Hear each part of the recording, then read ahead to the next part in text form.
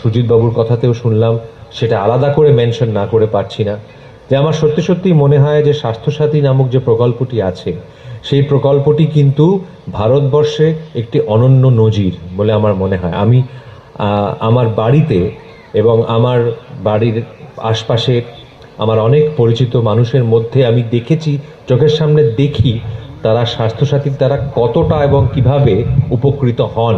আমরা ভুলে যাই আসলে, আমরা হাতের কাছের জিনিসের মূল্য হয়তো সবসময় দিতে শিখি না, যাকে চলতি বাংলায় বলে গেঁয়ো যোগী ভিক পায় না।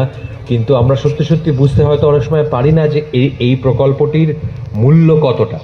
এই প্রকল্পটির যেরকম অনেকটা মূল্য, তেমনি এই প্রকল্পটিকে সঠিকভাবে রূপায়ণের জন্যে হাসপাতালগুলিরও কিন্তু, নার্সিংহোমগুলোরও কিন্তু একই রকমভাবে যোগদান থাকাটা খুব প্রয়োজন। এবং আনফর্চুনেটলি বলতে বাধ্য হচ্ছি, অনেক সময় অনেক হাসপাতাল কিন্তু এই ব্যাপারে খুব সৎ বা খুব সচেষ্ট থাকেন না। অনেক সময় বিশেষ করে বেসরকারি হাসপাতালের ক্ষেত্রে কথা বলছি।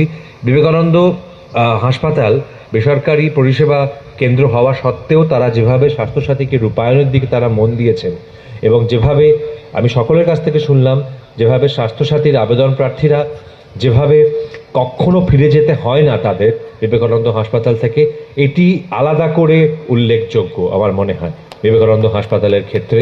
আপনাদের অশেষ ধন্যবাদ, এবং অনেক অনেক ধন্যবাদ বা কৃতজ্ঞতা বলছি, কেননা এরকম একটি জনদরদী প্রকল্পকে আপনারা রূপায়ণে আপনারাও একইভাবে কোঅপারেট করছেন দেখে সত্যি আমার ভালো লাগছে।